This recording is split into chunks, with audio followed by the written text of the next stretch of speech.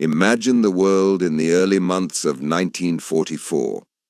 The air hangs heavy with the exhaustion of a war that has dragged on for nearly 5 relentless years. Entire cities have been reduced to rubble, their once bustling streets now silent ruins echoing the ghostly memories of life before the bombs fell. Families have been scattered across continents, torn apart by borders drawn in conflict and the relentless tide of battle.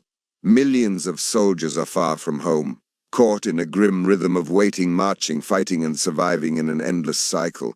Yet amid all the destruction and despair, there beats a slow but steady heartbeat of hope, fragile and flickering, and yet undeniable, a belief that the tide of war might finally begin to turn. Let us begin in Europe. Germany, under the iron fist of Adolf Hitler's Nazi regime, has spread its shadow over much of the continent. Since the lightning-fast blitzkrieg campaigns of 1939 and 1940, the German war machine has crushed resistance one nation at a time. France has been under occupation since 1940, its proud cities forced to bow under swastika flags fluttering from government buildings and public squares. The Low Countries, Belgium, the Netherlands, and Luxembourg fell rapidly, their governments displaced, their people subjected to harsh rule. To the north, Norway and Denmark were swiftly conquered, their strategic ports and coastlines now controlled by the Kriegsmarine. The once proud armies of Poland were overwhelmed, crushed beneath the crushing gears of the Nazi war machine. Even the great cultural centers of Central and Eastern Europe, cities like Prague, Warsaw, and Vienna, now exist beneath the long shadow cast by Nazi banners. But while the western front of Europe appears almost entirely dominated by German forces, the eastern front tells a far more brutal and contested story. There, the vast Soviet Union is locked in a titanic struggle with the Wehrmacht, a struggle that has consumed millions of lives and reshaped the fate of nations. Since the German invasion of the Soviet Union in June 1941, codenamed Operation Barbarossa, the Eastern Front has been a hellish theater of war unlike any other in history. The battles fought there have become legendary in their scale and ferocity, the nearly 900-day siege of Leningrad that tested human endurance to its limits. The savage, street-by-street fighting in Stalingrad, where Soviet forces encircled and shattered an entire German army, and the massive tank clash at Kursk, the largest armored battle ever fought, where lines of steel and fire determined the fate of entire armies. Each battle left cities and countryside scarred and populations decimated. Far away in the vast reaches of the Pacific Ocean, another war rages with equal ferocity and complexity. The Empire of Japan, allied with Germany and Italy as part of the Axis powers, has expanded aggressively throughout East and Southeast Asia, from the dense, humid jungles of Burma to the remote coral atolls scattered across the Central Pacific. Battles are fought relentlessly over strategic islands, supply lines, and critical positions. The United States, having been thrust into the war after the devastating attack on Pearl Harbor in December 1941, is pushing back against the Japanese advance, island by island, inch by inch, methodically reclaiming ground and edging ever closer to the Japanese home islands themselves. By 1944, the Allied powers, Britain, the United States, the Soviet Union, and their many partners face an urgent and pressing question: how to bring about the decisive defeat of Nazi Germany and bring the war to an end in Europe. The Soviet Union, under the iron leadership of Joseph Stalin, has long urged the Western Allies to open a second front in Western Europe. The Soviets have borne the brunt of the German military might for years, suffering horrific casualties and staggering losses. Every month without a Western invasion means more Soviet lives lost, more devastation in the East. The British and Americans, cautious and pragmatic, understand the immense challenges involved in mounting such an invasion. The German military has spent years fortifying the western coast of Europe, building an elaborate and formidable defense network known as the Atlantic Wall. This vast system of concrete bunkers, artillery batteries, machine gun nests, minefields, and underwater obstacles stretches for hundreds of miles along the coastline. It is designed specifically to repel any amphibious landing, the very type of assault the Allies planned to launch. Still, by early 1944, the time for hesitation is over. After months and months of preparation, the Allies are readying themselves for the greatest amphibious invasion the world has ever seen. Codenamed Operation Overlord, this massive undertaking will require flawless coordination between armies, navies, and air forces from multiple nations. It will demand secrecy, deception, and immense logistical precision. The success or failure of this single operation may well determine the fate of the entire war. Deception efforts involving fake armies, false radio transmissions, and phantom equipment aim to mislead the Germans about the true location and timing of the invasion, sowing confusion and delay. While generals and political leaders debate strategy and logistics behind closed doors, life under occupation grinds on for millions of civilians throughout Europe. In France, the puppet Vichy government collaborates openly with Nazi Germany, while brave resistance fighters, the Maquis, operate in shadows and forests, risking everything to sabotage German supply lines, gather intelligence, and prepare the ground for liberation. In the Netherlands, the spectre of famine looms as food shortages worsen, with the coming hunger winter threatening millions. In Belgium, forced labor programs tear young men from their families, sending them to work in German factories under brutal conditions. Across the continent, Jewish communities are ravaged by deportations to concentration and extermination camps Auschwitz, Treblinka, Sobibor, as the full horror of the Holocaust continues to unfold, its true scale still unknown to much of the outside world. For many civilians, survival means keeping one's head down, avoiding the watchful eyes of German authorities, and hoping the war will end before more loved ones are lost. For others, survival demands courage and defiance, joining underground networks, smuggling messages, sheltering those hunted by the Gestapo, and risking death for the chance of freedom. In Britain, the atmosphere is tense but different. The terror of the Luftwaffe's Blitz bombing raids, which devastated cities in 1940 and 1941, has largely passed, but the threat has not disappeared. New weapons, like the terrifying V-1 flying bombs, are poised to strike London and other cities in the near future. Rationing remains a daily fact of life. Citizens carry gas masks, a grim reminder of the lingering fear of chemical warfare, even as the immediate threat has faded. Yet beneath the anxiety, there is a palpable sense of anticipation.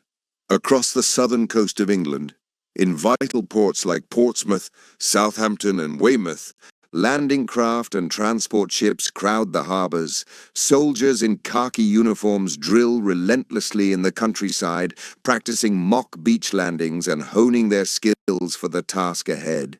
Airfields buzz with the roar of Allied bombers and fighters taking off on reconnaissance or bombing missions. Entire villages have been transformed into staging areas for tanks, artillery, and troops preparing for the invasion. The secrecy surrounding the operation is intense. Letters home are censored. Movements are strictly controlled. Soldiers know that something big is coming, but few know exactly when or where. Commanders speak in whispered code names: Utah, Omaha, Gold, Juno, Sword, the 5 beaches where the invasion will strike. Across the Channel, German forces remain alert yet uncertain. Field Marshal Erwin Rommel, charged with defending the coast, tours the Atlantic Wall, inspecting bunkers and artillery placements.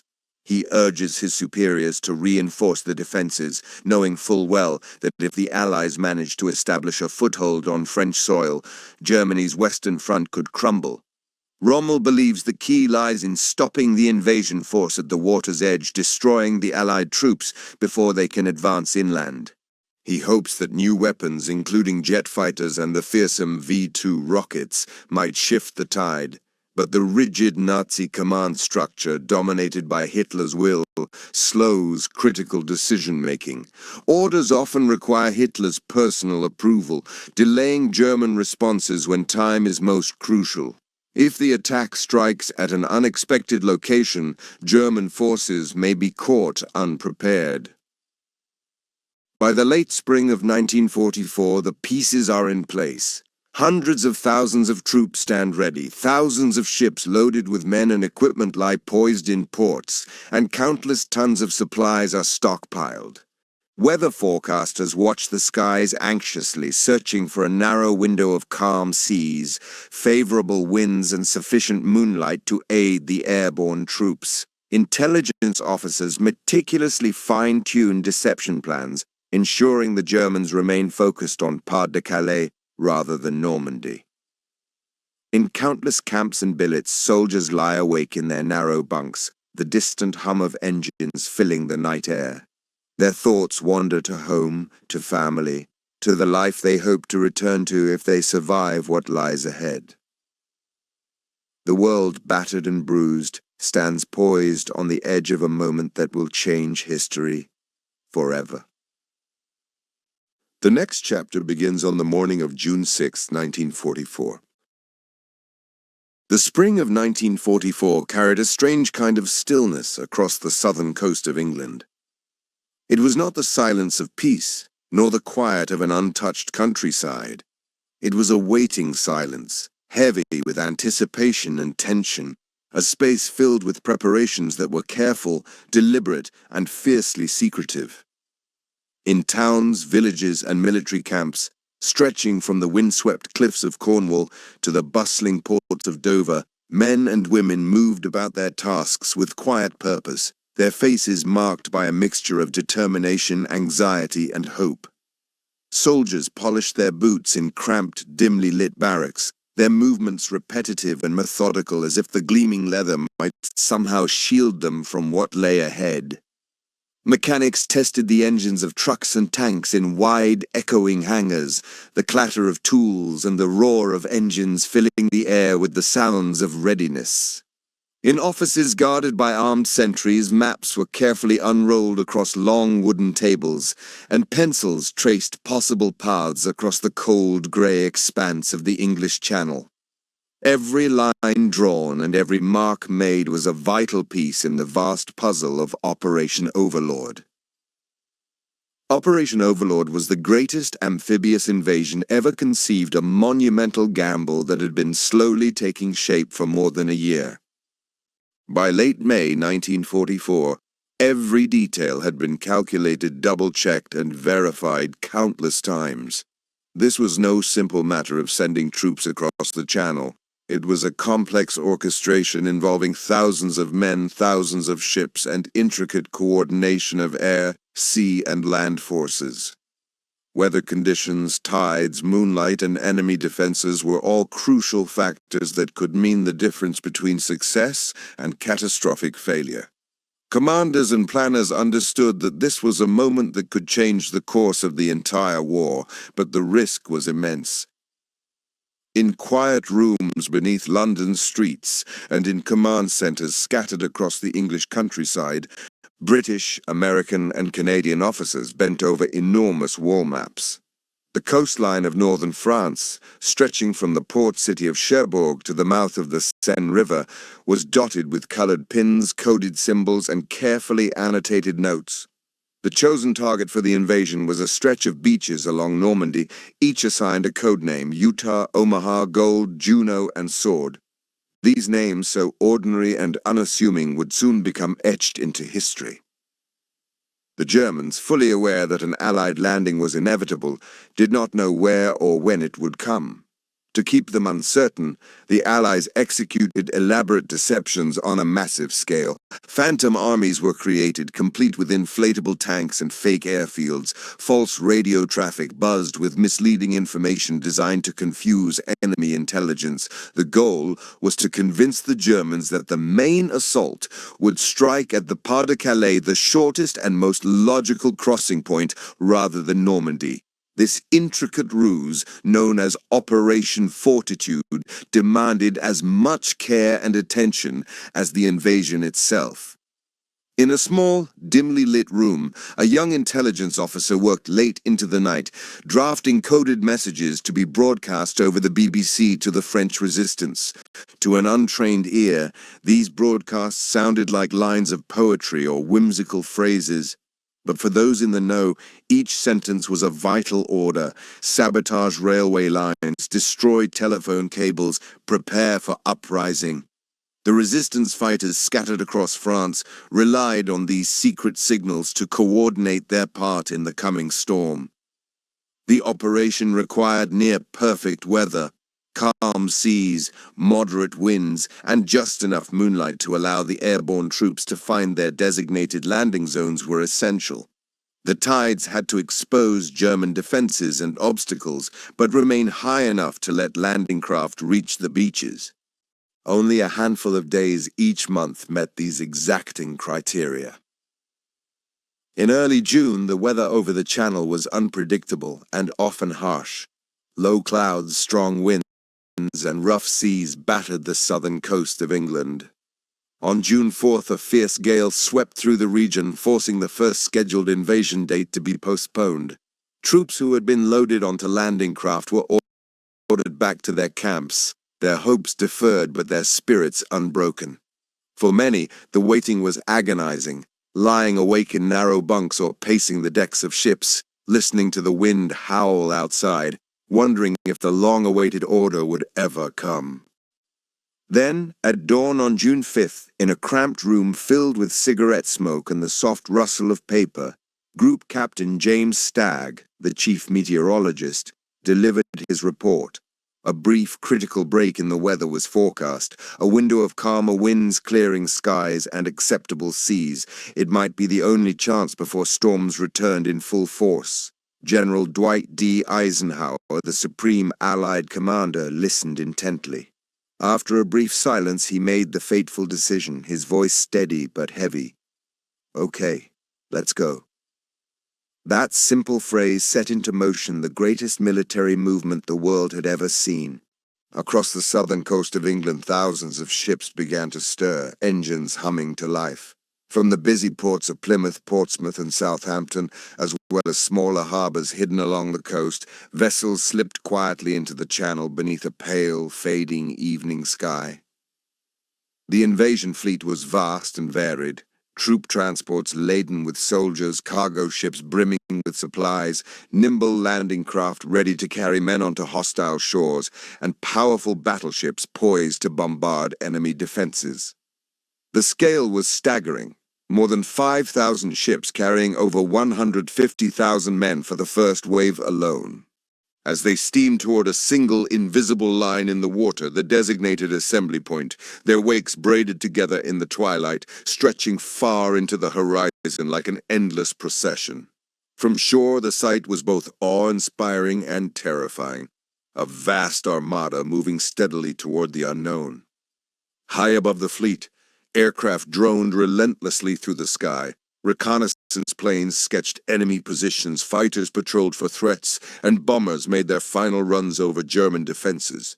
Far below, the enemy's radar screens flickered with moving blips, but their operators could not yet grasp the scale of the coming assault. The defenders remained unaware of the monumental task about to unfold. As midnight approached, at small, dimly lit airfields across southern England, paratroopers gathered quietly around their waiting aircraft. Men of the 82nd and 101st Airborne Divisions, alongside the British 6th Airborne Division, adjusted their gear with practiced care. Their faces were painted in dark camouflage, pockets stuffed with extra ammunition, chocolate bars for strength, and letters from loved ones pressed close to their hearts. The smell of warm, oily fuel filled the air, mixing with the faint scent of wet earth and grass. One by one, the C-47 transports rumbled to life, engines coughing and sputtering as they taxied onto the runways. Ground crews gave thumbs-up signals in the dim light, waving farewell to the men they had prepared so carefully. The planes lifted silently into the night, each carrying 20 or so soldiers and their hopes for a swift and decisive victory. Below, the English countryside lay silent and dark, fields and forests cloaked in moonlight and shadow. As the planes crossed the channel, the moon broke through thin clouds, casting a cold silver light across the restless water. The paratroopers sat in tense silence, listening to the steady drone of engines and the distant roar of the sea below. Their minds raced with thoughts of what awaited them by dawn, the uncertainty, the fear, and the unshakable duty that bound them to their mission. Back on the ships, soldiers crowded onto decks, gazing out into the moonlit waves that stretched endlessly before them. Some tried to find rest in cramped quarters below, rocking gently with the rhythm of the sea. Others wrote hurried, heartfelt letters under the glow of a single bulb, penning words to loved ones they might never see again. Officers moved quietly among the men, checking that every piece of equipment was in place, rifles cleaned and loaded, helmets secured, ammunition counted, rations packed. The night air was thick with the scent of salt and diesel. Somewhere far off, a ship's horn sounded low and mournful, a reminder of the solemnity of the moment. Above, the stars shone sharp and clear, indifferent to the fate of men below. The vast universe went on, uncaring and eternal, even as thousands of lives waited poised on the edge of history. Meanwhile, on the Normandy coast, the German defenders remained alert, but calm. Many believed the foul weather made a large-scale invasion impossible. Patrols wandered the beaches in the dark, listening to the steady sound of the surf, unaware that the greatest assault of the war was approaching. In the concrete bunkers of the Atlantic Wall, sentries smoked cigarettes and scanned the black horizon, their eyes reflecting the faint glow of distant ships. As midnight gave way to the small hours of June 6th, the invasion force moved steadily closer to the French shore. The sound of engines filled the night, the low, steady rumble of ships and the high, insistent hum of aircraft. Occasionally, the sharp, distant thunder of naval guns broke the quiet, testing ranges and signaling targets to the waiting troops. The night air was alive with quiet energy and unspoken resolve. Suddenly, paratroopers began to descend through the night sky over Normandy. Their parachutes billowed open, glowing faintly in the pale moonlight. Some landed in the fields intended for their drops, while others were scattered into hedgerows, rivers, and small villages. These brave men moved swiftly, cutting communication lines, seizing vital bridges, and engaging in brief but fierce firefights in the dark. For the German defenders, confusion spread rapidly as scattered reports of attacks and explosions came in from multiple directions. Out at sea, the massive fleet slowed, forming into tight lines for the final approach to the beaches. The eastern horizon began to brighten as the first fragile light of dawn touched the sky. The long wait was nearly over. Soon the beaches of Normandy would thunder with the sounds of battle. And so the night before D-Day came to an end. A night of moonlit water, steady engines, and silent soldiers waiting for the signal that would change the course of the war forever. The morning of June 6, 1944, began quietly for much of the world. In small, sleepy English villages, windows were still shuttered, the streets empty and bathed in the soft, muted blue-gray light of the pre-dawn. The sky, heavy with low clouds, promised the kind of weather that had troubled the Allies' planning, but for now, the air was still and cool. The usual morning chorus of birds was subdued, as if nature itself sensed the weight of what was to come. Somewhere beyond those quiet streets, just across the narrow stretch of water known as the English Channel, history was already in motion, though the world outside remained largely unaware. For the tens of thousands of men aboard the vast armada of ships poised off the coast, morning did not come with the gentle chime of clocks or the stretch of sunlight over the hills. Instead, it arrived with the low murmur of voices carried through the steel corridors and cramped decks, the rhythmic roll of engines, and the soft metallic clang of equipment being checked once more. The air was cold and sharp with the scent of salt and diesel fuel, thick with the mingled smells of gun oil, damp canvas, and the unmistakable tension of soldiers holding their breath. Beneath decks, in the tight quarters of troop transports, men adjusted their gear with deliberate care, straps were tugged tight, helmets pulled down firmly, rifles checked and held close. Boots tapped softly on steel floors, the sound measured and steady, mingling with the low thrum of machinery and the occasional hushed word. It was a morning that had been imagined and feared for months, rehearsed in endless drills, planned in minute detail, and now, at last, it was real. The invasion fleet stretched as far as the eye could see, a living, breathing bridge of steel spanning the water like a giant iron serpent. Ships of every shape and size moved in careful formation, sleek destroyers slicing through the waves, bulky landing craft rocking gently as they waited to deliver their human cargo. Vast troop transports packed tight with men ready to make history, and supply vessels laden with the essentials of war: ammunition, rations, medical supplies, and fuel. Some ships gleamed with fresh paint and the polished brass of naval tradition. Others bore the scars of months at sea, rust streaking their hulls and paint chipped away by salt and wind. The sea itself was not calm, but it was steady enough to carry them forward, each swell gently lifting the fleet as if the ocean were breathing along with them, a long, slow rhythm of anticipation. Above this vast armada, far overhead, the night's earlier operations were still unfolding in shadows.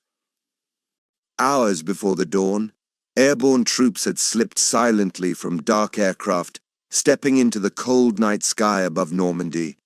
Parachutes blossomed like pale, ghostly flowers against the deep black, drifting slowly down through the night air. The rush of wind past their ears was a deafening roar before the sudden dreamlike quiet of the chute's canopy opening. Some paratroopers landed exactly where planned, their boots touching softly on the damp earth beneath the stars. Others were scattered miles from their intended drop zones, caught in the unpredictable currents of wind and weather, forced to improvise, to gather, and to move through unfamiliar hedgerows and sleepy villages.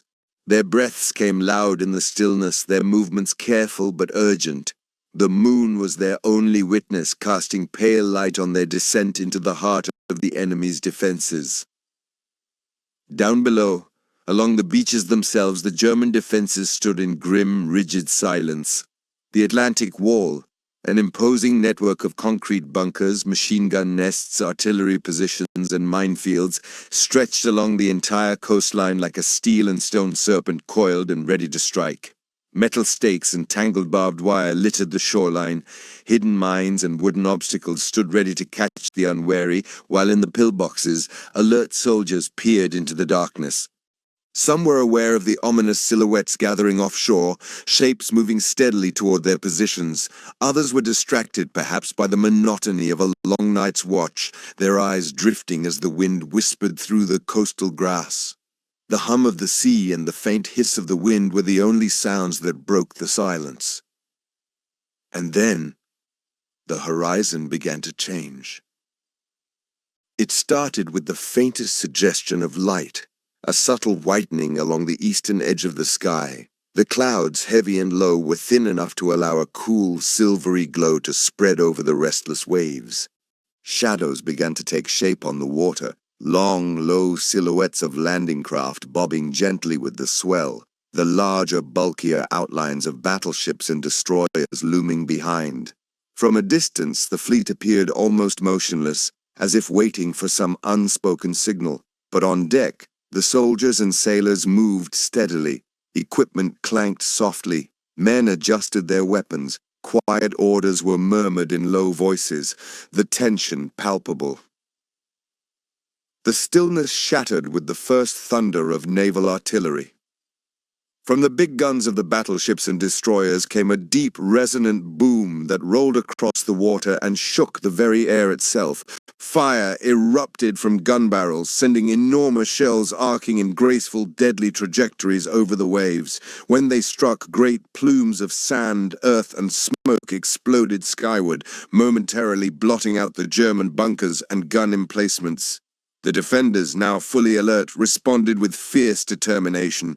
Artillery from hidden positions barked back, sending shells whistling over the water toward the fleet. The distant sky was streaked with flashes and smoke trails. The invasion had begun in earnest. Inside the landing craft, men gripped the cold, wet sides as waves slapped and rocked the metal hulls.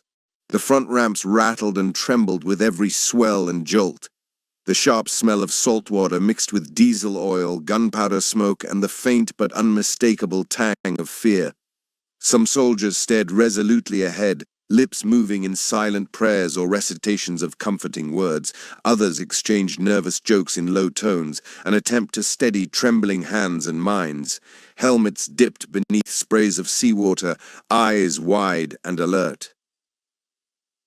As the landing craft approached the shore, the sounds of war grew louder and more chaotic. The screams of shells overhead, the roar of engines, the sharp crack of rifles and machine guns from the beaches. The salty air was thick with a mist of seawater and gun smoke, making the world feel distant and unreal. The ramps dropped suddenly, splashing into the shallow water. Men surged forward, boots sinking into the cold sand and water, rifles held high. The beach stretched wide before them, open and terrifyingly exposed, punctuated by eruptions of sand and dirt as machine gun bullets found their marks. Many stumbled immediately, tripped by hidden obstacles, the weight of their gear, or the frantic chaos. Others pressed forward relentlessly, hunched low behind whatever scant cover they could find. Small ridges of sand, twisted metal tank traps, the bodies of fallen comrades. The air was alive with sharp, relentless sound, not the gentle, rhythmic lap of waves anymore, but the harsh percussion of battle, the cries of orders and warnings tangled with bursts of gunfire and explosions. Yet amid the chaos, moments stretched and slowed. A shell would burst in the distance, sending a column of smoke rising like a dark plume that drifted almost gracefully upward before dissolving. Voices blurred into a deeper, constant background hum, the endless, persistent roar of the sea. At Omaha Beach, the landings were the most punishing and intense. The tide was higher here, the German defenses stronger, and the relentless fire from the high bluffs above unyielding. Wave after wave of soldiers surged forward, struggling against the tide, the mud, the relentless machine gun fire. They scrambled desperately for any cover, small ridges of sand, craters, the tangled remains of tank traps, and sometimes the bodies of fallen comrades that lay silent. Hours passed that felt like minutes, and then hours again. Inch by agonizing inch, the men fought their way forward. Grenades were lobbed, rifles cracked, and every step taken was a battle won.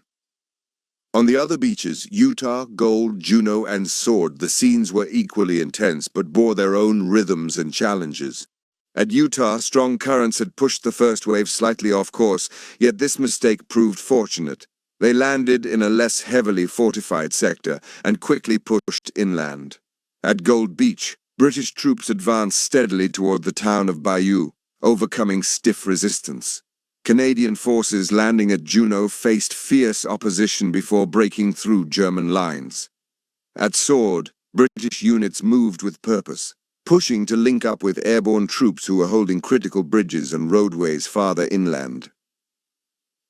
By late morning, the beaches were scarred but increasingly secure. Smoke hung low in the air, drifting across the water like a thin, somber veil. Medics moved tirelessly among the wounded, voices calm but urgent as they worked to save lives amid the chaos. Offshore ships continued their relentless fire support, their booming guns marking the slow but steady advance of the Allied troops. Behind the front lines, the paratroopers who had landed in the early hours were still engaged in fierce skirmishes. They held vital crossroads, disrupted German communications, and delayed reinforcements from reaching the coast. Fighting in hedgerows, farmyards, and narrow lanes was close and personal. The war measured not in miles, but in inches of ground gained and lost. As the long day wore on, the tone began to shift. The beachheads grew larger and more secure. The flow of men, vehicles, and supplies became steadier and more constant. Tanks rumbled off landing craft, their heavy treads churning through wet sand and mud. Engineers labored under fire, clearing paths through minefields and tangled obstacles. The sounds of battle remained loud and fierce, but now they carried the unmistakable rhythm of progress. By nightfall, the invasion was secure enough for the Allies to hold their ground. Fires still burned along the coast, flickering against the darkening sky. The sea, which had been a roiling highway of war all day, now reflected the moon in calm, gentle patches. On the decks of ships and in scattered beach encampments, soldiers who had survived their first day of combat gathered quietly in small groups, sharing rations and stories in low voices. Their faces were tired, their eyes shadowed with exhaustion and loss, but beneath it all was a deep and unspoken sense of accomplishment. They had done something extraordinary. For those who had fallen, the beaches returned to silence once more. The tide, as it always had, swept gently over the sand, washing away footprints and blood alike. The war would rage on for many more months, but the crucial foothold in France had been won. Operation Overlord, the great gamble of the Western Allies, had succeeded. And somewhere in the quiet night, the waves kept rolling in, as they always would. The morning after D-Day was not a clean slate of victory. Rather, it was a smudged and heavily marked page, filled with progress that came slowly, with difficulty and uncertainty pressing close behind. The beaches, now lying behind the first wave of Allied troops, were far from quiet. Instead, they buzzed with an ongoing restless energy, the sounds of machinery grinding over sand and shingle, voices calling orders, the steady rhythm of men working to push the invasion forward. Bulldozers rolled purposefully through the wreckage left by battle, carefully clearing paths through tangled obstacles and destroyed vehicles. Medics hurried among the wounded, their hands steady yet gentle, dressing bandages soaked in sweat and blood, offering words of comfort, even as the groans of pain mingled with the clamor of preparation. Engineers laid down temporary roads made of steel mesh, what were known as planks or mats, to allow trucks and tanks to move across the soft, uneven ground, ensuring the steady flow of men and materials from ship to shore. Nearby, radio operators hunched over crackling communication sets, their faces illuminated by the dull glow of dials and meters, trying to establish contact with units farther inland, coordinating the next moves in a vast, complex operation. The sea itself was still alive, bringing more and more troops, tanks, supplies, all flowing steadily onto the beaches as the tide ebbed and surged. Crates stamped with stenciled words like rations, ammunition, and medical supplies were stacked with care and urgency, ready to be moved to the front lines. The Allied plan was bold and ambitious, to push quickly inland from the 5 landing beaches, to link the separate beachheads into one continuous front, and to secure key towns, roads, and crossroads before the German defenders could mount a strong counterattack. But that ambition had to contend immediately with the harsh reality of Normandy's terrain and the fierce resistance of the enemy. What the soldiers encountered was not the wide open fields they might have imagined from maps or aerial photographs, but a landscape of intricate ancient hedgerows, narrow lanes, and patchwork fields known as the bocage. This bocage was a labyrinth of small enclosed fields bounded by thick hedgerows, high banks of earth and stone overgrown with dense shrubs, trees, and thorny branches. To an untrained eye, these hedgerows might have seemed like quaint farm boundaries, relics of a peaceful rural life. But to the Allied soldiers advancing through Normandy, they became something far more formidable. Walls of green that blocked their lines of sight, hid enemy positions, and broke the rhythm of their advance. Tanks, powerful and confident on open ground, found themselves vulnerable, unable to see over these hedgerows, their tracks often stalled or trapped in the muddy embankments. Infantry had to fight field by field, clearing one enclosure before moving to the next, often under fire from German troops lying in wait. Every hedgerow became a potential ambush site, every narrow lane a funnel for attack. Progress was slow, painstaking, and exhausting. Soldiers moved carefully, rifles and machine guns ready, nerves taut. The air was heavy with the smell of damp earth, mingled with the acrid tang of cordite from spent shells and gunpowder. Occasionally, the sudden crack of gunfire would shatter the uneasy calm, freezing men in place as they scanned the hedgerows ahead for any movement. At times, artillery boomed in the distance, a constant rolling reminder of the larger battle unfolding beyond their immediate view. One notable push during these days came from the U.S. 29th Infantry Division as they moved cautiously toward the town of Isigny-sur-Mer. The men advanced with measured steps, ever alert, rifles at the ready, the morning mist still hanging low over the fields. The earth beneath their boots was soft and churned by rain, and the occasional clang of metal echoed as they crossed over the tangled remains of destroyed German vehicles. The tension was constant, yet beneath it all lay a fragile hope that each small step forward was a step toward ending the war. By June 12th, the Allied forces had achieved one of their early and critical objectives. The American troops landing at Omaha Beach had successfully linked up with those who had come ashore at Utah Beach. This connection was more than a symbolic milestone. It was vital to creating a continuous front line, allowing the steady flow of reinforcements, supplies, and communication. It bolstered morale and helped solidify the fragile foothold in France. Meanwhile, to the east, British and Canadian forces pushed inland from Gold, Juno, and Sword Beaches. Their advance was steady, often hard-fought, with each village and crossroads contested fiercely by the German defenders. In some places, liberation came swiftly and was met with quiet celebration. In Bayeux, a medieval town famed for its tapestry depicting the Norman conquest centuries before, civilians greeted the British troops with smiles, tears, and the first breaths of freedom after years of occupation. The town's streets filled with voices once muted by fear. Elsewhere, the cost of liberation was far higher, houses reduced to rubble, streets littered with debris, and the ever-present sound of battle echoing in the background. The German defenders, though taken by surprise by the scale and ferocity of the invasion, were far from defeated. Units such as the 21st Panzer Division quickly mobilized, probing the Allied lines for weaknesses, launching counterattacks in an attempt to push the invaders back into the sea. Near the town of Carentan, a strategic link between Utah and Omaha Beaches, some of the fiercest fighting unfolded. Here, American paratroopers from the 101st Airborne Division engaged in brutal house-to-house and street-to-street combat. Sniper fire shattered the quiet of the streets, mortar shells exploded with thunderous force, and the men fought with grim determination.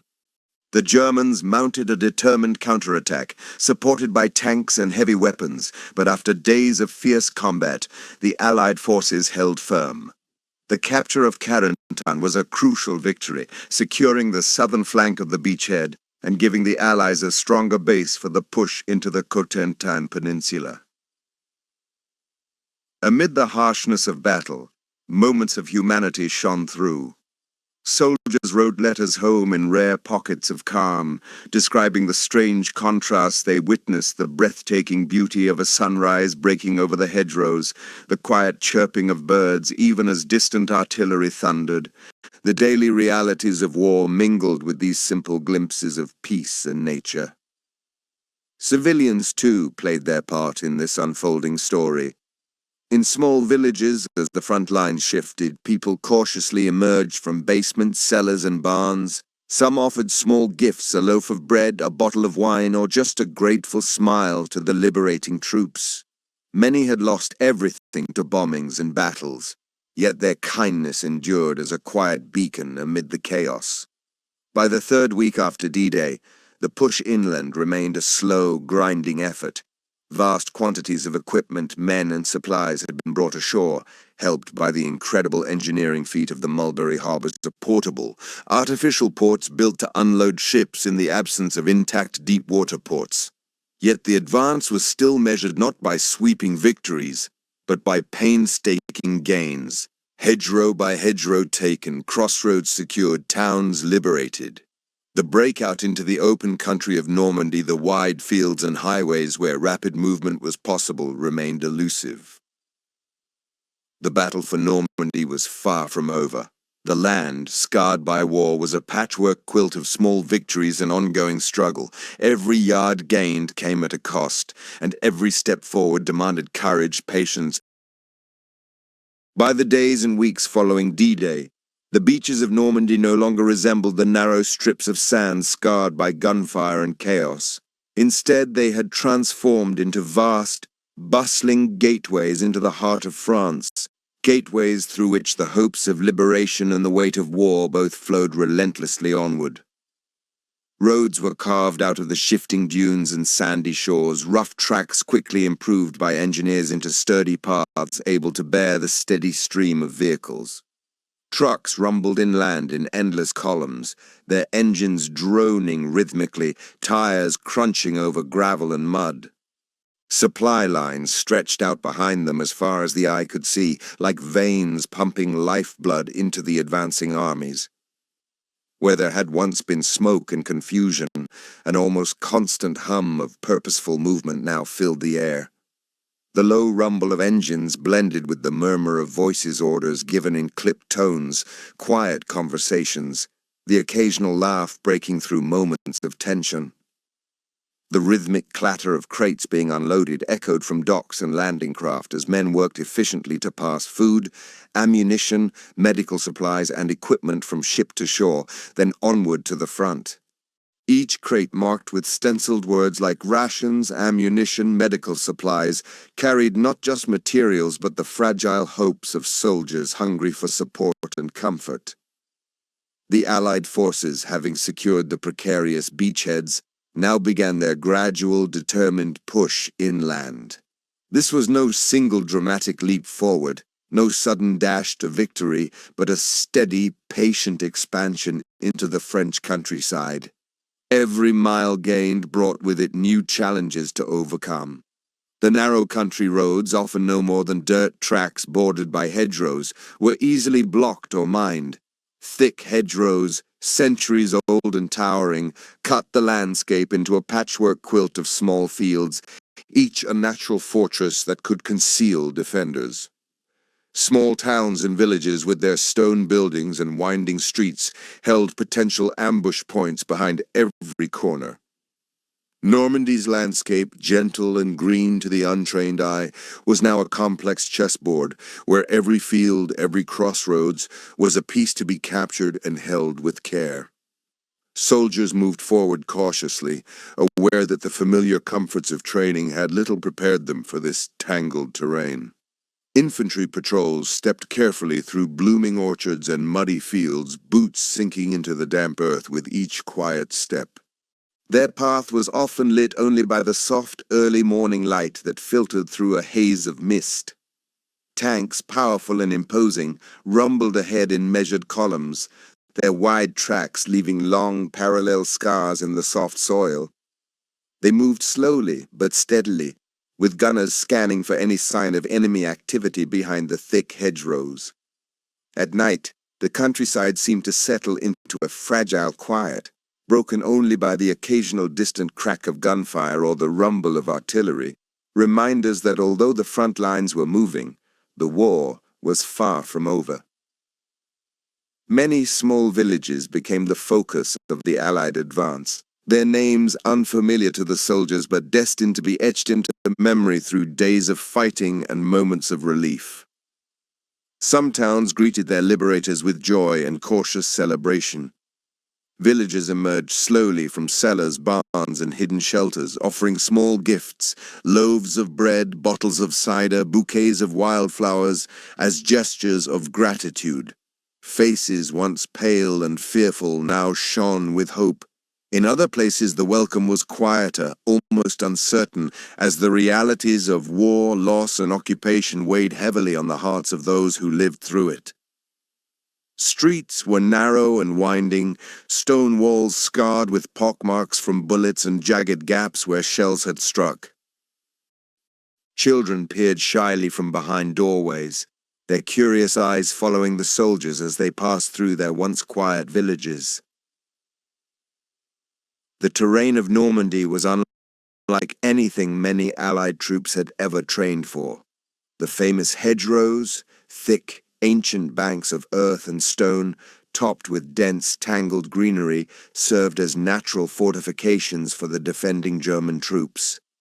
Each hedgerow enclosed a field, creating a patchwork of small, enclosed spaces that broke lines of sight and slowed the momentum of the advancing armies.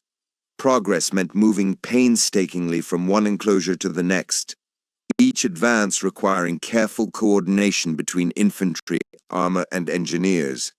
Teams worked side by side, cutting gaps through the hedgerows to allow tanks to pass, while keeping watch for enemy snipers hidden in the dense foliage or behind ruined walls. The hedgerows shaped the rhythm of the advance. Instead of sweeping open movements across broad fields, the fighting consisted of short, intense bursts of action, quick assaults to capture a field or crossroads, followed by pauses to regroup and prepare for the next push. In the quieter moments between fighting, soldiers could hear the soft sounds of the countryside around them, the distant calls of birds, the rustle of leaves stirred by gentle breezes, and the occasional bark of a dog. These peaceful noises stood in stark contrast to the violence that had so recently filled the air. Between these bursts of combat, the constant life of an army on the move continued. Convoys of supply trucks loaded with fuel, food, and ammunition moved steadily forward, carefully navigating narrow roads and crossroads. Military police stood at busy intersections, directing traffic with firm gestures, guiding endless streams of vehicles that seemed to flow like rivers through the French countryside. Soldiers rested when and where they could, in the shade of a barn or beneath a spreading tree, or sometimes in shallow roadside trenches hastily dug to offer a brief respite. Meals were eaten quickly, often from a tin, but the warm aroma of coffee brewing over a small flame provided a small comfort, a brief moment of normalcy that helped lighten the dust and fatigue clinging to the men's clothes and skin. When night fell, campfires were a rare luxury. Light discipline was strict to avoid drawing enemy fire. Instead, there were dim glows of covered lamps, the soft click of rifles and equipment being checked, and the murmur of whispered conversations between those about to take their turn on watch. Above, the stars shone brightly in the clear summer sky. Familiar constellations glittered overhead. Some soldiers recalled the stories of the stars from home, while others simply found comfort in the steady, silent light shining above the dark earth. All the while, beneath that vast canopy, the war moved slowly forward, mile by mile, hedgerow by hedgerow. It would be weeks before the Allies fully broke out of the dense, tangled terrain of Normandy. But every day, every hour, brought them a little further from the beaches where they had landed, and a little closer to the heart of France itself. The progress was slow, deliberate, and unrelenting. The nature of the fighting had shifted from a concentrated day of violent invasion to a long, grinding campaign, more marathon than sprint. For those who lived it, the push into France was measured not in headlines or sweeping victories, but in the steady passing of hedgerows, the securing of crossroads, and the quiet satisfaction of ground gained and held. The Normandy campaign was far from over. Yet even in the face of these challenges, the momentum had shifted decisively. The beaches were secure behind them, the lines were moving forward, and though the road to Paris remained long and fraught with danger, it had unmistakably begun. By 1943, the Pacific Ocean had become a stage so vast, so scattered with islands, that it seemed almost impossible for one mind to hold its whole shape at once. The war here was different from Europe's war, not lines on a map pushing slowly forward or back, but scattered, sudden strikes across enormous distances. The names of places themselves told a story. Tarawa, Guadalcanal, Bougainville, Kwajalein. Some were little more than dots of sand and coral in an endless blue. Others were thick with jungle, hot and wet, alive with the constant hum of insects. For the men who fought there, the ocean was both an endless road and an endless barrier. Ships became floating worlds, days and nights marked not by towns passed, but by the steady thrum of engines and the slow sweep of the horizon. Above decks, the air smelled of salt and oil, the sun blazing by day, the stars brilliant at night. Below decks, in the metal belly of the vessel, the air was hot and close, the hum of machinery a constant companion. The Americans and their allies, Australians, New Zealanders, British forces, began a campaign known as island hopping. The strategy was deceptively simple: bypass heavily fortified islands, capture the ones that could serve as airfields and supply bases, and leapfrog toward Japan. But simple on a map was never simple in reality. Each chosen island became its own small, intense world of combat, where every yard of sand could be contested. The Japanese defenses were dug deep, often hidden in caves or bunkers, designed to make attackers pay dearly for every advance. Many of these islands were ringed by sharp coral reefs, making landings hazardous even before enemy fire began. And when the landings came, they came with an almost dreamlike slowness, the slow, swaying approach of landing craft, the distant silhouettes of palm trees growing sharper, the hiss and crash of waves breaking over the bow, and the shouts carried on the wind. Far above, aircraft ranged across the skies, American bombers, Japanese Zero fighters, the occasional lumbering seaplane. In the early hours before battle, the air was still, the sea almost glassy. It was in these quiet moments that many soldiers and sailors would feel the strange calm that sometimes comes before chaos. Tarawa, in late 1943, was one of the first great tests of this new strategy. Barely 2 miles long, the atoll looked like a scrap of green and white floating in the ocean, but it was defended with determination and skill. The Marines who landed there faced not just enemy fire, but tides that left their landing craft stuck on reefs, forcing them to wade hundreds of yards under fire. The battle lasted only 3 days, but those days were long and brutal, with the sand and water stained dark by the cost of taking so small a place. From Tarawa, the Allies moved westward, toward the Marshall Islands, the Marianas, the Philippines. Each step brought them closer to Japan, and each step was a reminder that distance on the map meant little compared to the reality of supply chains, weather, and human endurance. The Marianas, Saipan, Tinian, Guam were particularly important, for from these islands, American B-29 bombers could reach the Japanese home islands. Taking them meant fierce fighting as Japanese forces fought to the last, and civilians caught in the middle often met tragic fates. The beaches of Saipan were wide and pale, the jungles behind them dense and tangled.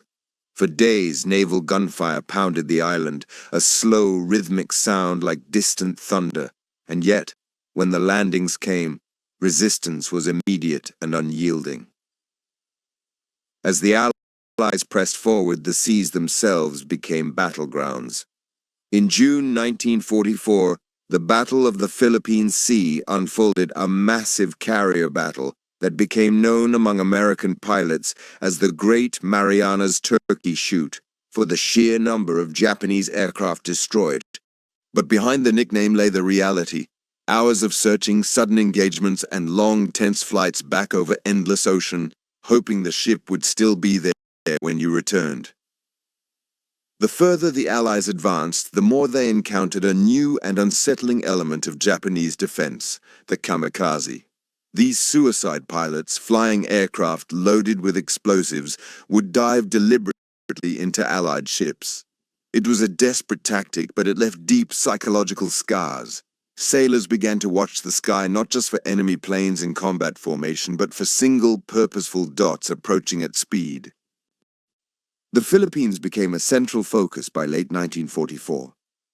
General Douglas MacArthur, who had famously promised, "I shall return," when forced to leave earlier in the war, now made good on that promise. The Battle of Leyte Gulf, one of the largest naval battles in history, was fought there. Across 4 separate engagements, American and Japanese forces clashed in a mix of surface battleships, cruisers, carriers, and submarines.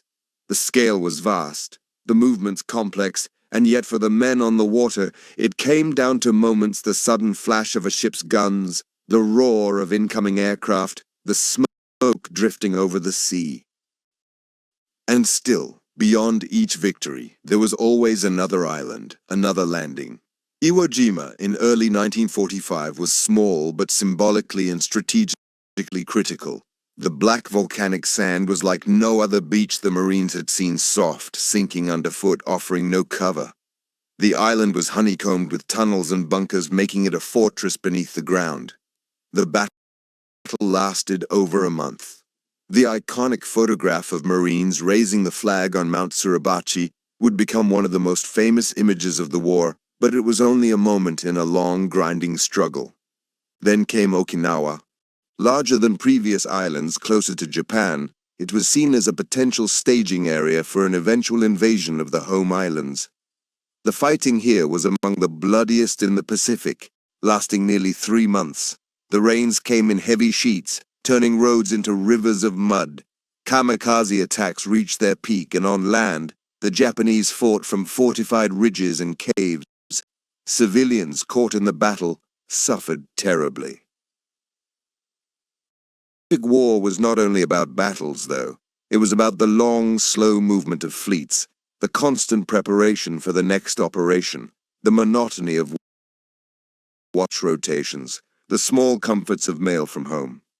It was about sailors leaning on rails at sunset, watching the light fade over calm water, knowing that beyond the horizon, the next fight awaited. By mid-1945, the Allies were close enough to strike Japan directly with air raids. The war in the Pacific had covered distances unimaginable to those fighting in Europe, but for those who lived it, it was measured not in. By the early months of 1945, the Second World War in Europe was entering its final, fragile chapter. The long years of conflict had reshaped the map, scarred cities, and worn down even the most determined armies. Now, with Germany's forces retreating and the Allies pressing in from east and west, the war's end felt not like a sudden event, but like a slow, cautious drawing of curtains. A sense of inevitability hung in the air, but also uncertainty, as if everyone was holding their breath, unsure of what the final days would bring. In the east, the Soviet Red Army pushed relentlessly forward. Each mile gained came at great cost, through towns reduced to rubble, forests stripped bare by artillery fire, and rivers swollen with the thaw of winter. Villages that had once bustled with life now lay silent, their windows shattered, their roofs sagging under the weight of snow and ash. The soldiers moved carefully, wary of traps, but driven by the knowledge that Berlin was not so far away. For them, the capital of Nazi Germany was more than just a military target. It was a symbol, the place where the war in Europe would, at last, be decided. In the West, the American, British, Canadian, and French forces advanced across the Rhine. The river, which had seemed a mighty barrier for so long, was now crossed at multiple points, under bridges hastily built or captured intact. The sound of trucks rattling over makeshift crossings blended with the low hum of aircraft overhead, their shadows sliding silently over the muddy waters below. On the far bank, fields showed the scars of battle, deep craters filled with rainwater, orchards stripped of leaves, and narrow farm roads churned into deep ruts by the wheels of tanks. As March turned to April, the encirclement of Germany tightened. Cities fell one by one. Cologne, with its shattered cathedral standing stubbornly amid the ruins. Nuremberg, where the grand rally grounds were now silent and empty. Leipzig, where smoke rose in slow, spiraling columns after days of fighting. Civilians, carrying what little they could, moved in thin, quiet lines along the roads, their footsteps soft on the damp earth. Some pushed carts, others carried bundles wrapped in blankets. Many simply walked, unsure where they were headed, but moving away from the echo of artillery and the crash of falling walls. The Allied armies met German resistance, still pockets of determined defense. Snipers hidden in half-ruined buildings, machine gun nests at the ends of streets, but there was no longer a sense that the defenders could win. For many German soldiers, the fight had shifted from holding ground to delaying the inevitable. Some surrendered willingly, raising white cloths from windows or stepping forward with hands empty, their uniforms dusty and worn. Others fought to the last, either from loyalty, fear, or because retreat was no longer possible. Berlin itself prepared for siege. The city, once a proud and vibrant capital, had been transformed into a fortress of desperation. Barricades of rubble blocked major streets. Anti-aircraft guns pointed both toward the sky and down avenues, ready to fire on tanks. Civilians were given rifles and told to defend their neighborhoods. The air was thick with the scent of smoke and damp stone, as fires burned in some districts while rain fell in others. Even the quietest streets carried the underlying vibration of war, a distant boom, the rattling of glass, the dull thud of boots on pavement. In April, the Soviets reached the outskirts. Their artillery opened up in a steady, rolling bombardment, shells arching through the pale spring sky. Each explosion sent tremors through the city, shaking dust from ceilings, cracking already damaged walls. At night, the flashes lit up the horizon in quick bursts, like far-off lightning storms. Those who sheltered in basements counted the seconds between blasts, listening for the momentary silences that felt like fragile pauses in a relentless rhythm. The Western Allies, meanwhile, had halted their advance short of Berlin, leaving the Soviet Union to take the city as agreed in earlier conferences. American and British troops instead moved south and west, liberating concentration camps whose very existence had been only whispered of before. Buchenwald, Dachau, Bergen-Belsen each revealed scenes that were beyond imagination. Skeletal survivors, heaps of clothing and shoes, the quiet, hollow eyes of those who had endured what could hardly be described. The liberation of these camps was a moment of both justice and deep sorrow, a reminder of what the war had been fought to end. By late April, Berlin was encircled. Fighting moved street by street, block by block. The sound of rifles echoed between buildings stripped of glass. Tanks clattered down narrow roads, their tracks crushing bricks and scattering debris. The Tiergarten, once a green park, was crisscrossed with trenches and pocked with shell craters. The Spree River ran slow and murky, bridges across it either destroyed or heavily defended. In a bunker beneath the Reich Chancellery, Adolf Hitler remained, issuing orders to units that no longer existed, speaking of divisions that had been destroyed weeks earlier. Those around him understood the end was near. Outside, Soviet troops moved steadily closer, their red flags appearing in windows as neighborhoods fell. The days blurred together in the dim underground rooms, the muffled thuds of artillery, the flicker of electric lights, the smell of damp concrete and stale air. On April 30th, Hitler took his own life. News of his death moved quickly through both the defenders and attackers, though it did not immediately end the fighting. For some, it was the final sign that surrender was unavoidable. For others, it changed nothing they fought on, perhaps out of habit, perhaps out of fear of capture. On May 2nd, Berlin surrendered to the Soviets. Red Army soldiers stood in the streets, their uniforms dusty from days of combat, their faces drawn but resolute. The guns fell silent, leaving an almost eerie quiet over the city, broken only by the creak of wagon wheels, the murmur of voices, and the occasional crack of distant debris collapsing. The war in Europe was not yet officially over, but the heart of Nazi Germany had fallen. In the days that followed, the remaining German forces across the continent laid down their arms. On May 7th, in Reims, France, the German High Command signed an unconditional surrender to the Allies. The next day, May 8th, was declared Victory in Europe Day, VE Day. In London, crowds gathered in Trafalgar Square, waving flags and singing. In Paris, the streets filled with people embracing, laughing and weeping. In New York, confetti rained down from windows, drifting gently through the air like bright snow. Yet even in celebration there was an undercurrent of exhaustion. The war had been long and the cost had been immense. Families had been separated, cities destroyed, and millions of lives lost. The joy was real, but it was tempered by the knowledge of what had been endured and by the fact that the war was not yet over everywhere. In the Pacific, the fighting still raged, and the world's attention would soon turn there. For now, though, Europe could begin to breathe again. Trains began to run, though slowly. Markets reopened with tables of bread, apples, and whatever else could be found. Children played in streets still lined with rubble, their laughter mixing with the distant sound of hammers as repairs began. The air was different, not entirely free of the smell of smoke, but touched with the sense of spring flowers, pushing up through the broken stones. The war in Europe had ended not with a single moment of peace, but with a gradual easing, a slow exhale after years of holding breath. It was the beginning of something new, though what that future would hold was still uncertain. The continent and the world would never be the same again.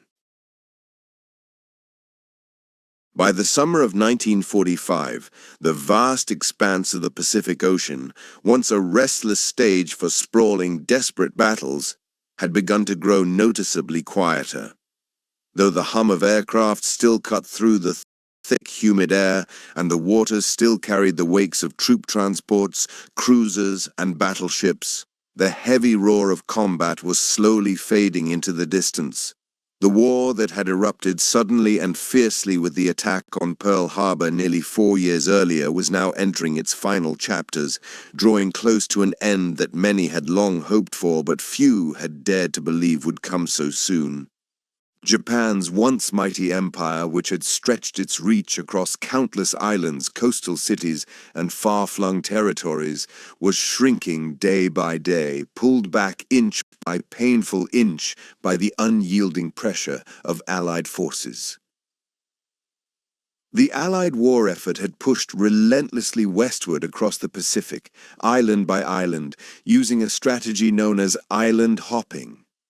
From the burning jungles of Guadalcanal in the Solomon Islands to the fiercely contested coral atolls of Tarawa, from the blood-soaked sands of Saipan to the cliffs of Iwo Jima, the Japanese forces had been forced to retreat, battered, exhausted, and outnumbered. Each victory had come at great cost, countless lives lost, brutal fighting fought in dense forests and rocky beaches. The Philippines, once under Japanese control, had been reclaimed through months of fierce combat, signaling the near collapse of Japan's defensive perimeter.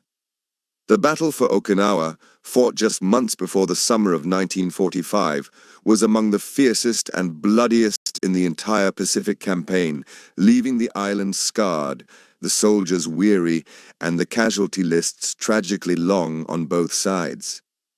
Despite these immense costs, the Allied fleets were now poised close to the Japanese home islands themselves, looming just beyond the horizon. In Tokyo, behind closed doors and heavy curtains, Japan's leaders met in guarded rooms. Their voices were low, their conversations tense and urgent. The war was lost. This truth was becoming increasingly clear even to the most hardened and determined within the government and military. Yet surrender was unthinkable to many, especially among the highest ranks. To them, to lay down arms was to forfeit honor, a concept deeply ingrained in the culture and history of the nation.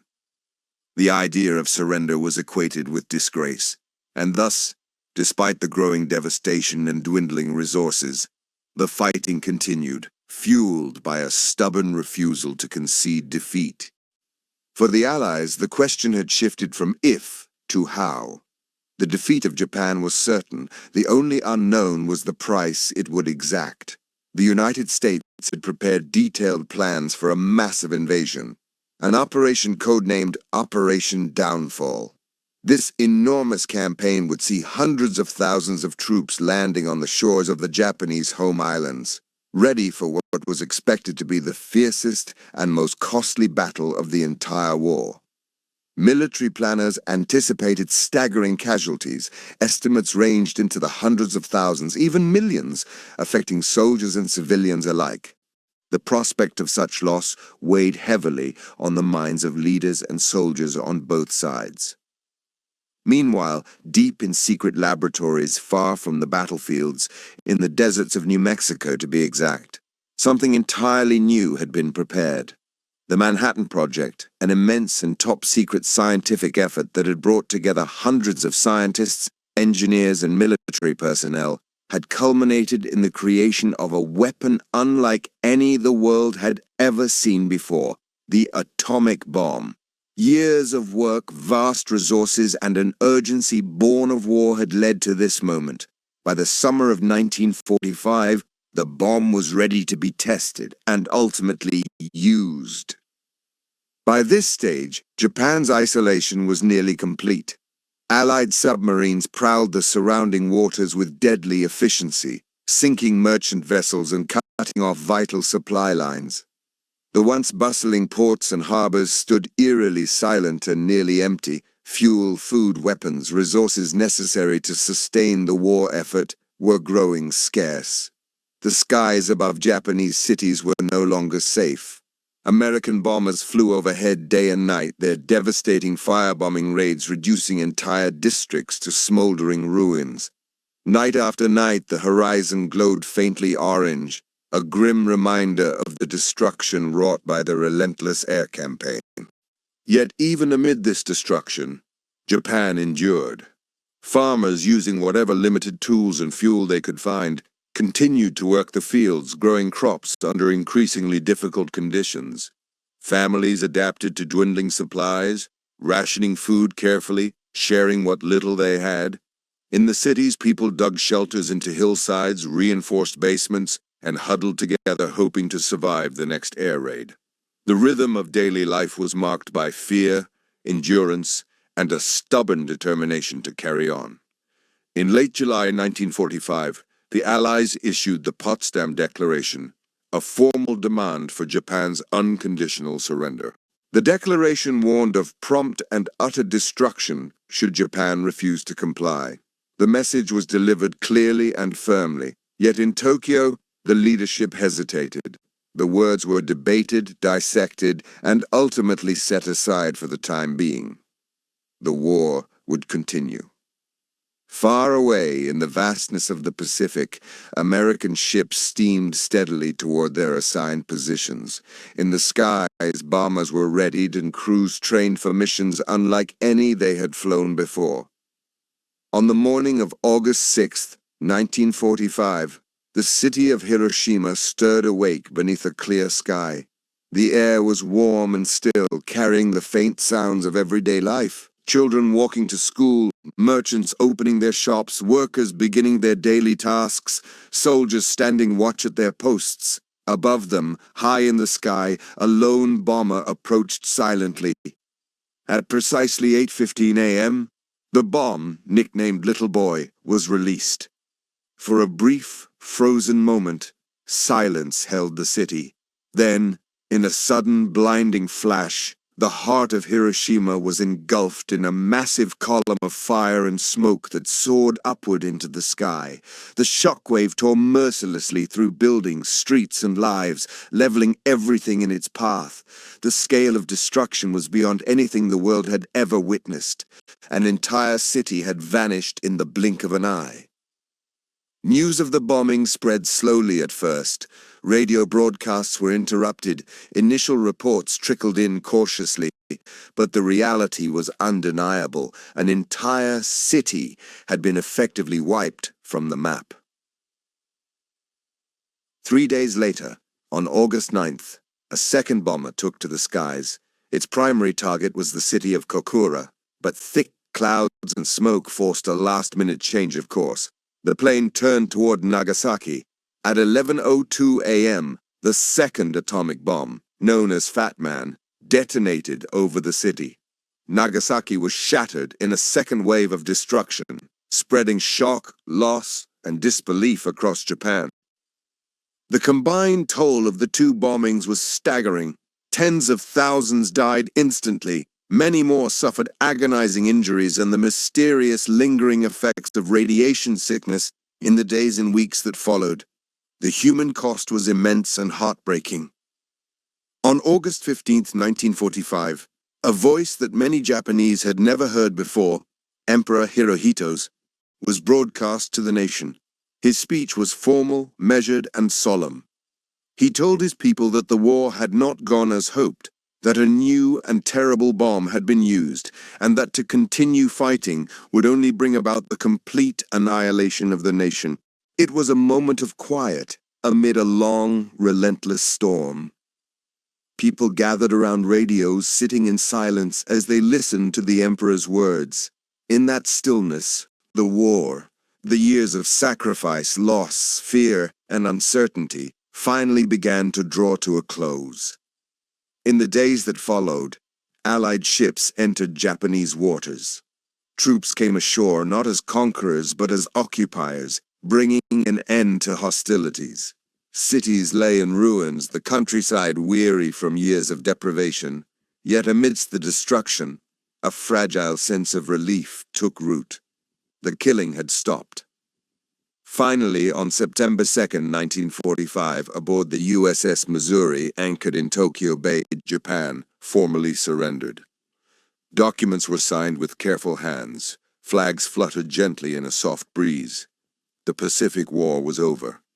The ocean, which had witnessed so many battles, so much death and noise, now seemed to breathe a sigh of relief. Waves lapped gently against the hulls of ships. The soldiers who had fought across its vast expanse could finally look forward to the journey home. And so, after years of relentless conflict, the vast Pacific began to breathe again, quiet, deep, and at last.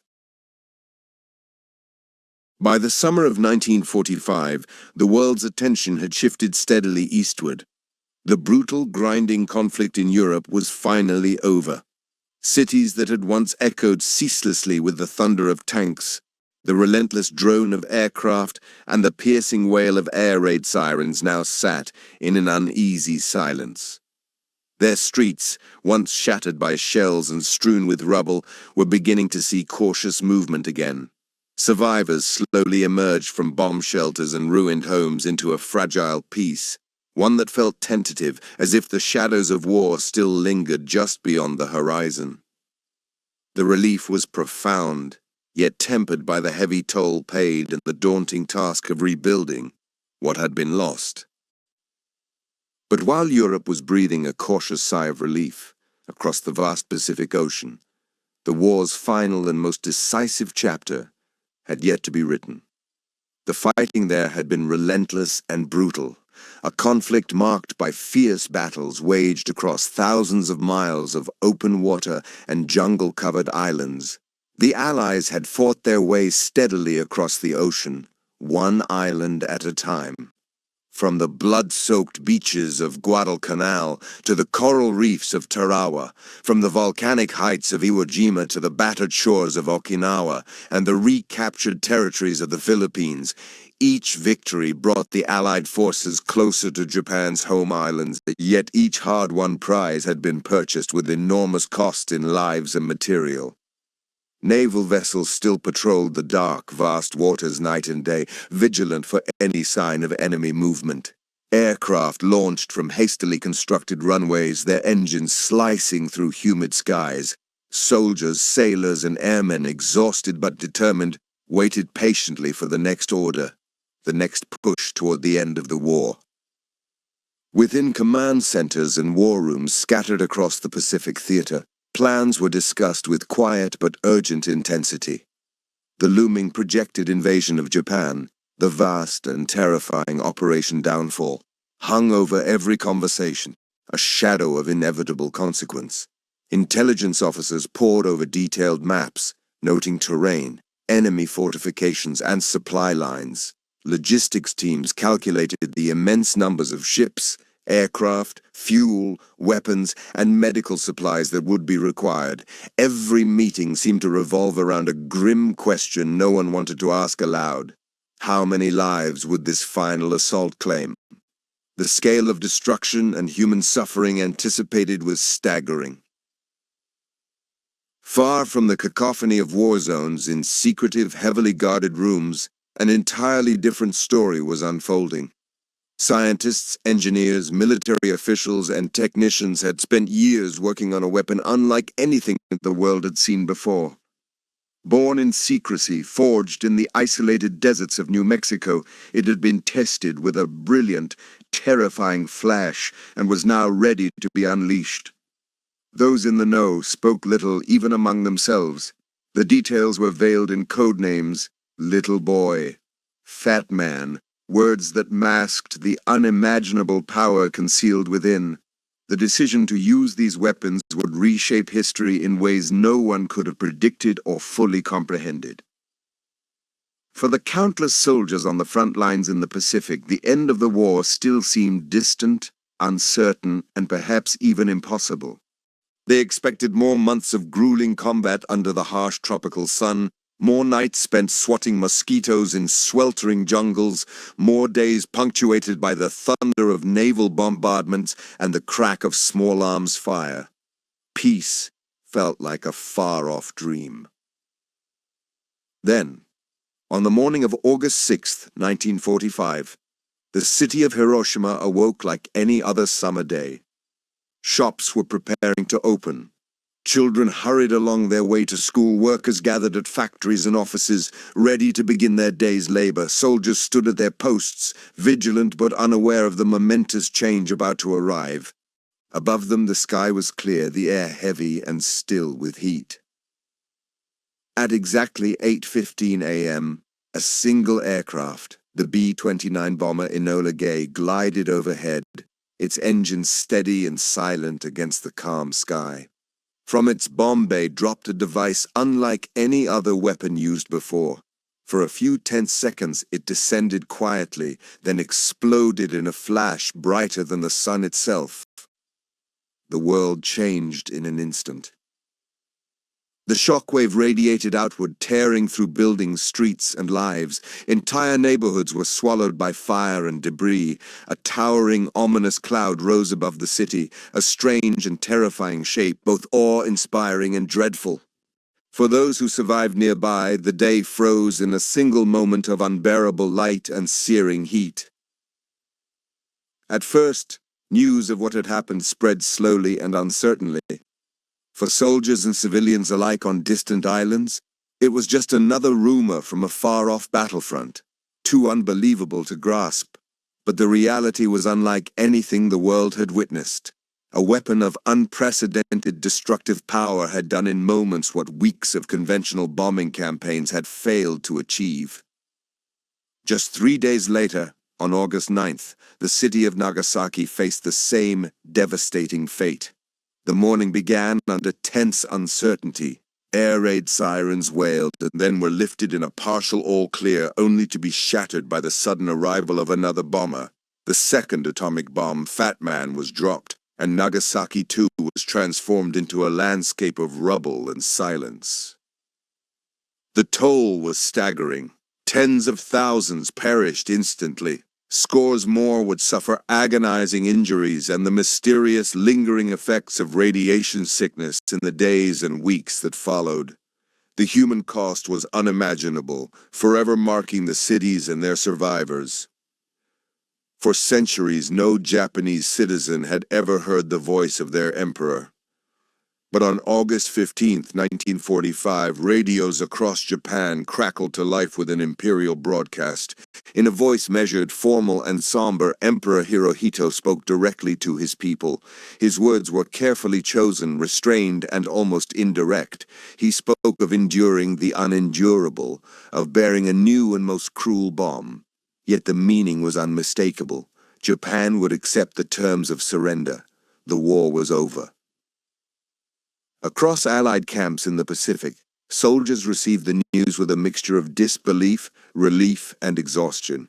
Some erupted into cheers, their pent-up hopes finally released. Others sat quietly stunned, their minds already drifting homeward, contemplating the end of years of sacrifice and hardship. On September 2nd, 1945, the formal surrender ceremony was held aboard the USS Missouri, anchored in Tokyo Bay. The waters were calm and still. Overhead, a muted gray sky seemed to acknowledge the gravity of the moment. Representatives from Japan stepped forward to sign the documents officially ending the war, while Allied leaders added their signatures. Cameras clicked, pens scratched on paper, flags fluttered gently in the breeze as history was sealed. With those signatures, the Second World War, a conflict that had lasted 6 brutal years and touched every corner of the globe, came to an official end. And then, at last, there was quiet. Not the tense quiet before battle, nor the fearful silence that follows a disaster, but a different stillness altogether. Ships remained anchored in harbors, their crews preparing for the long journey home. Cities, many lying in ruins, began the slow, painstaking work of rebuilding. Families separated by war were reunited. Letters once lost found their way to waiting hands. In the Pacific, the endless ocean stretched out once more, reflecting sunlight in gentle waves. The distant thunder of war faded into memory, replaced by the soft lapping of water against ship hulls, the creaking of rigging and the plaintive calls of seabirds. The world had survived. It was forever changed, scarred, wiser, and humbled, but still turning beneath the same vast sky.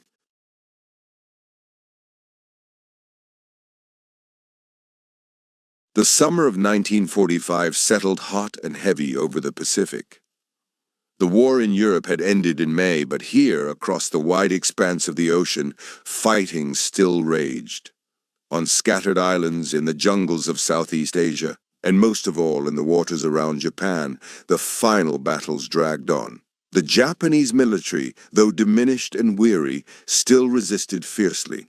And in the United States, Britain, China, and the Soviet Union, leaders faced the question that now loomed larger than any other: how to bring this war to an end and how to do so without losing yet another tide of human life. For years, the United States had been developing something in great secrecy. It was known to only a select group of scientists, engineers, and military officers, many of whom were working in a city hidden in the desert of New Mexico, Los Alamos. This was the Manhattan Project, and its aim was to harness the very building blocks of matter itself. By splitting atoms, they sought to unleash a force so immense that it could obliterate a city in a single strike. By July 1945, their work was complete. In the early hours of July 16th, the first atomic bomb was tested in the New Mexico desert under the code name Trinity. A blinding flash lit the sands, followed by a rising mushroom cloud. The explosion's force was unlike anything the world had ever seen.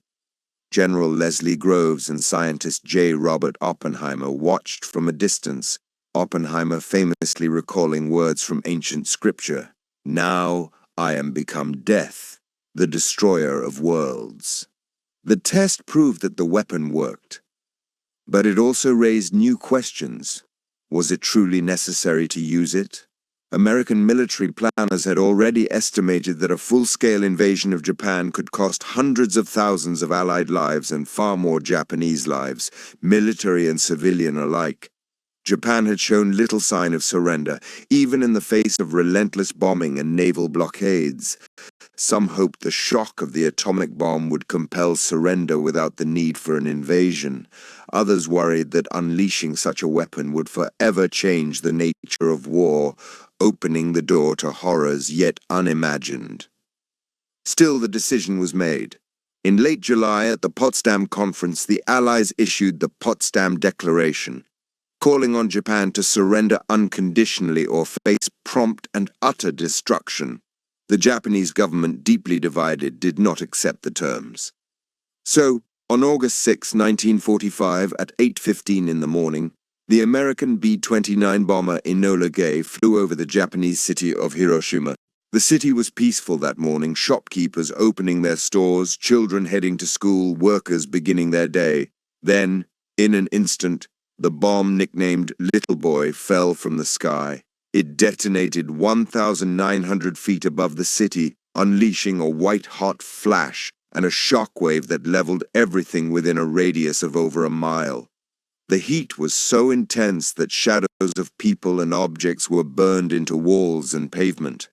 Tens of thousands died instantly. Many more were injured, burned, or trapped beneath rubble. Fires swept through what remained. In the days that followed, survivors of the Hibakusha struggled to understand what had happened. Some wandered through ruins in shock. Others sought missing family members. Hospitals overflowed with the injured, and strange symptoms began to appear: hair loss, bleeding, fevers caused by the radiation, a force invisible and unlike anything before. Even after Hiroshima, Japan did not surrender. And so, on August 9th, a second bomb was dropped, this time on the city of Nagasaki. Originally, the target had been Kokura, but clouds obscured the city, and the bomber's crew turned toward their secondary target. The bomb, called Fat Man, detonated above Nagasaki at 11:02 a.m. The city's hilly terrain meant the destruction was contained in some areas, but in the blast zone, the devastation was complete. Tens of thousands more lives were lost. That same day, the Soviet Union declared war on Japan and launched a massive invasion of Japanese-held Manchuria. The combined shock of the atomic bombings and the Soviet entry into the war broke the Japanese government's last resolve. On August 15th, Emperor Hirohito spoke directly to the Japanese people, a historic moment, as his voice had never before been broadcast. In a calm but somber tone, he told them that Japan must endure the unendurable and accept surrender to prevent the further destruction of the nation. The world, listening on crackling radios, understood. The war was over. On September 2nd, 1945, aboard the American battleship USS Missouri anchored in Tokyo Bay, representatives of Japan signed the formal instrument of surrender before Allied officers. General Douglas MacArthur presided over the ceremony, speaking of peace and the hope that the sacred mission of building a better world would begin. And so, after 6 years of global conflict, the Second World War came to its close. But its ending was unlike the end of any war before it. For the first time, humanity had seen and used a weapon that could destroy entire cities in seconds. The mushroom clouds over Hiroshima and Nagasaki were not only the war's final act, they were also the opening chapter of a new and uncertain era, the atomic age. The world exhaled, though the air was heavy with grief. Cities lay in ruins, millions were displaced. Survivors in Japan and across Europe and Asia carried wounds both visible and invisible. The war had ended, but its echoes would last for generations. In quiet homes and crowded streets alike, people tried to resume their lives, though life itself had been changed. And perhaps, in the stillness that followed, There was the same feeling that comes after a long, relentless storm relief, yes, but also a deep and knowing silence. The guns had stopped, the skies were clear, but the memory of thunder still lingered. The guns had fallen silent. The skies that once roared with fighter planes and bombers were now calm, streaked softly with clouds drifting lazily on gentle breezes. The earth, which had trembled beneath marching feet and exploded shells, lay quiet, healing slowly beneath the touch of sunlight and rain. For millions around the world, the end of the war was a moment of profound relief. After years marked by loss, fear, and uncertainty, people could finally begin to breathe again. The long nights of blackout curtains and air raid sirens gave way to mornings filled with the light of new possibilities. But even in that quiet, there was a deep stillness that held memories, the memories of those who had fought and those who had fallen. The faces of soldiers, medics, and civilians flickered like shadows in the mind's eye. The stories of courage, of kindness, and of sacrifice whispered softly on the wind. Across cities and villages, towns and countryside, communities began the slow, patient work of rebuilding. Brick by brick, field by field, life was pieced back together. Gardens were replanted, homes repaired, and schools reopened. Children's laughter returned to playgrounds where silence had settled. Though the scars of war would remain, etched into the stones of ruined buildings and the hearts of those who lived through it, there was a shared hope that such darkness would never come again. The world had glimpsed the edge of destruction, and from that edge rose a quiet promise to seek peace, to cherish life, and to remember. Leaders gathered to create new alliances, new ways of working together. They spoke of cooperation and unity, understanding that the future depended on the bonds forged not in battle, but in shared purpose. The United Nations was born, a hopeful step toward a world where voices spoke for justice, where diplomacy replaced conflict. For those who had served on distant shores, the journey home was both joyful and bittersweet. The faces of family and friends were treasures beyond measure, yet the shadows of war lingered within. Memories, both bright and heavy, traveled with them. Slowly, day by day, life found its rhythm again. And so the story of World War II became part of the world's memory, a vast tapestry woven with threads of tragedy and triumph, loss and love, courage and compassion. As the sun set softly beyond the horizon, casting long golden light over fields and forests, remember that even after the darkest nights, dawn will come. The world, with all its beauty and fragility, continues to turn, quietly, gently, steadily. And now, with the peace of night settling in, it's time to rest. Let the echoes of history fade into dreams. Sleep well, knowing that even through the hardest trials, hope endures and tomorrow always brings a new day.